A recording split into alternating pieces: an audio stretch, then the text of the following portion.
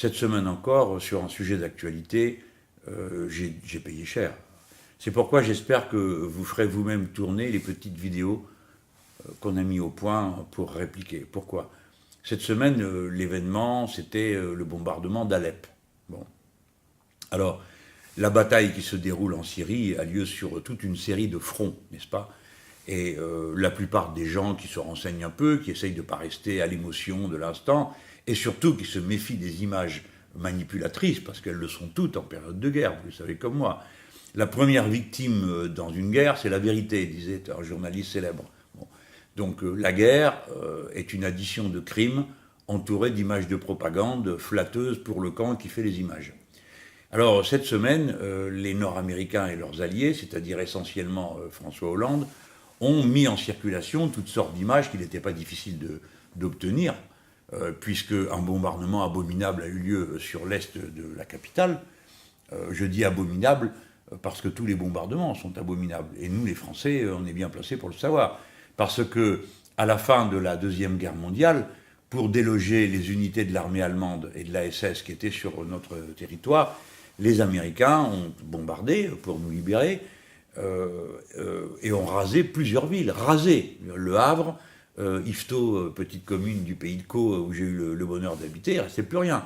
Et j'en passe. Caen, Saint-Nazaire, un bon morceau, Brest, Lorient, enfin toutes ces villes ont été bombardées. Il y a eu des milliers et des milliers et des milliers de morts, qui fait d'ailleurs que les parachutistes étaient assez mal accueillis après ça. Donc les Français savent ce que c'est que des villes bombardées pour en extraire un ennemi qui s'y cache.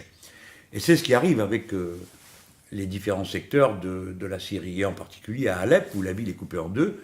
Il y a la partie ouest qui est passée sous le contrôle de l'armée régulière et des Russes, appuyée par les Russes, et la partie est qui est armée par les Nord-Américains et qui compose les groupes dits Al-Nosra, qui sont une branche d'Al-Qaïda, qui sont les gens qui ont assassiné les journalistes de Charlie Hebdo. Et donc les Russes et le gouvernement syrien bombardent. Alors évidemment, ça donne ce que tout le monde sait quand il y a des bombardements, c'est-à-dire que les immeubles s'effondrent et de pauvres gens qui sont là, qui n'en peuvent même, parce qu'ils sont victimes deux fois, cela. Une première fois parce qu'ils sont opprimés par les islamistes, et une deuxième parce qu'ils sont bombardés. Cette situation est commune aux périodes de guerre et elles sont abominables. Je pense qu'il faut le répéter plusieurs fois parce que sinon, comme je refuse de répéter ce qu'on voudrait me faire dire, on fait comme si je ne trouvais pas abominable un bombardement. Mais moi, je n'ai pas de préférence entre les bombardements. C'est ma différence avec beaucoup d'autres qui n'ont plus rien à dire quand il s'agit des bombardements de l'Arabie Saoudite, du Qatar ou des États-Unis d'Amérique, et qui sont tout d'un coup très bavards quand il s'agit de ceux des Russes. Voilà. Alors, j'ai fait une émission à Public Sénat, et on me dit, que pensez-vous de la déclaration de François Hollande, d'après laquelle Vladimir Poutine devra répondre de ses actes devant le tribunal pénal international? Bon, j'ai répondu, c'est un bavardage. Le bavardage, c'est ce que dit François Hollande, pas les bombardements, évidemment. Mais eux, ils ont arrangé l'affaire pour me faire dire que je considérais que c'était du bavardage que de dire que la population d'Alep était bombardée.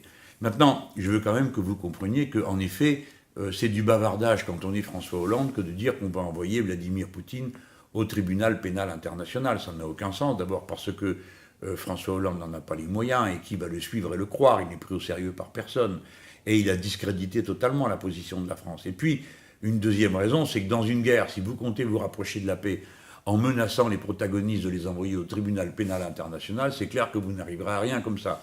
Et d'ailleurs, les Nord-Américains, les USA, ne demandent rien de semblable. Et vous savez pourquoi? C'est parce que les Nord-Américains eux-mêmes ne reconnaissent pas le tribunal pénal international. Par conséquent, ils ne proposent pas d'y envoyer quelqu'un, vu qu'ils savent très bien que du jour où le tribunal il le reconnaîtrait, c'est eux qui iraient devant, et pas seulement pour l'affaire de la Syrie, mais pour des tas d'autres. Vous voyez, ce sont des situations qui, si on n'y regarde pas avec discernement, soin et attention, sont embrouillées et peuvent conduire facilement à tomber dans les excès de la propagande. Nous n'avons ni amis, ni intérêt autre que les nôtres dans cette affaire, nous Français. Voilà. Et nous, notre intérêt, c'est qu'il faut que la guerre s'arrête.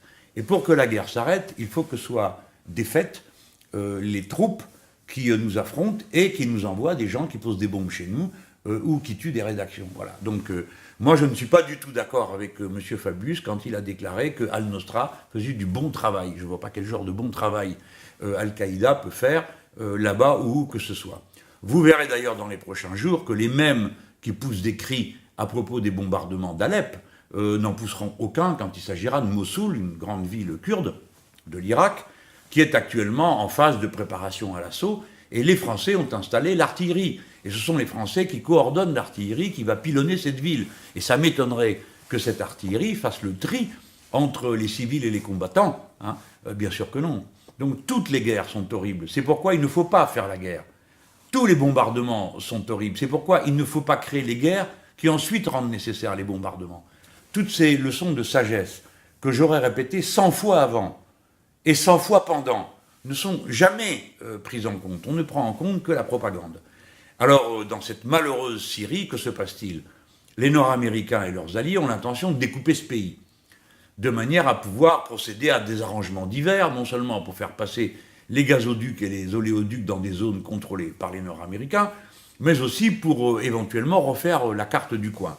Les Turcs, vous ne le savez peut-être pas, ou vous n'y avez pas prêté attention, sont entrés en Syrie. Imaginez-vous un pays qui rentre chez le voisin. La dernière fois que quelqu'un s'est produit, c'était l'Irak qui était entré au Koweït. Ça a déclenché une guerre contre l'Irak. Là, il ne se passe rien. Non seulement les Turcs sont entrés, mais ils sont entrés pour pourchasser les Kurdes qui, eux, combattent nos ennemis. Vous voyez cette histoire. Et qui soutenons-nous? Les Turcs. C'est une histoire de fou. Et les Nord-Américains ont installé des bases dans la partie du pays par laquelle les Turcs sont entrés. On est en train donc de dépecer la Syrie, et chacun y va avec sa propagande. Alors, la dernière remarque à faire, c'est que les Nord-Américains sont très soucieux de faire une propagande très violente contre les Russes et les bacharistes, pour la raison qu'eux-mêmes ont un énorme problème de crimes de guerre. C'est ce qu'a fait l'Arabie Saoudite au Yémen, où à force de bombarder, alors ils ont bombardé des hôpitaux, au point que les associations ONG qui étaient là ont fini par partir, parce qu'ils ne se sentaient plus en sécurité.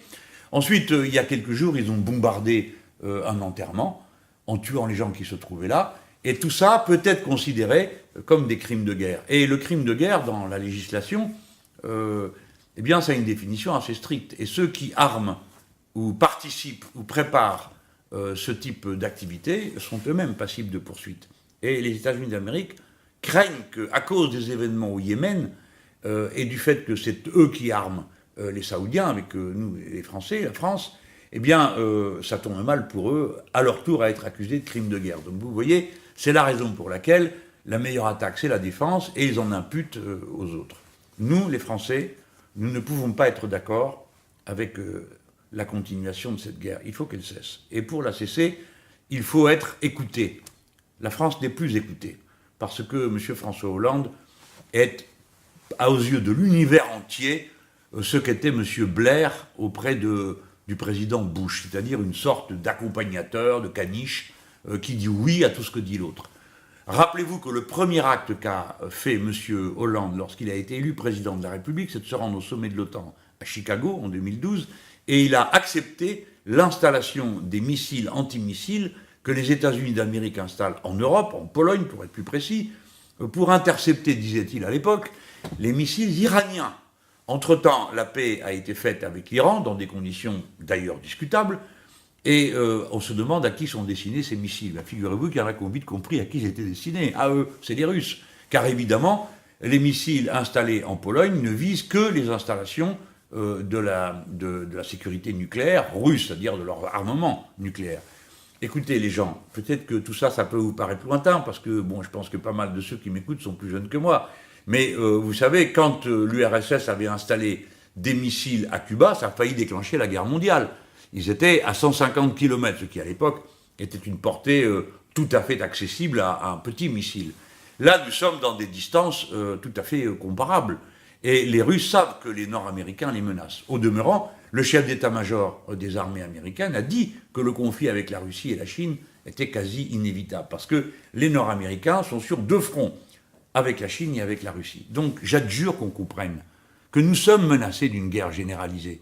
Et qu'on va à la guerre généralisée en général par petites étapes, où on habitue les opinions, où la propagande de guerre vous fait trouver normal quelque chose que, à froid et de sang-froid, vous ne trouveriez jamais normal.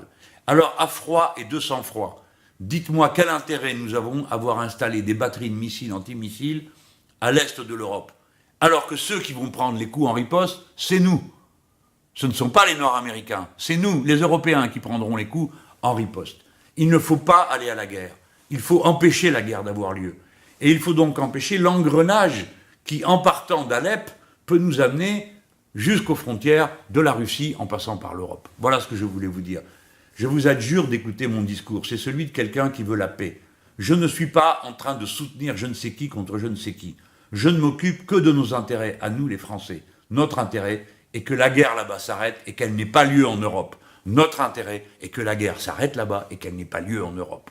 On verra ce que sera le jugement de l'histoire après une période pareille. Moi, je vous renvoie à ce que disait Jean Jaurès avant la Première Guerre mondiale. Il faisait appel auprès de ses concitoyens à la seule chose qui compte, la raison, le discernement. Ne pas se laisser emporter par les propagandes, les images. On fait dire ce qu'on veut à des images. Vous le savez tous maintenant, surtout la jeune génération qui est beaucoup plus habituée que l'ancienne aux images et qui a un regard critique dessus.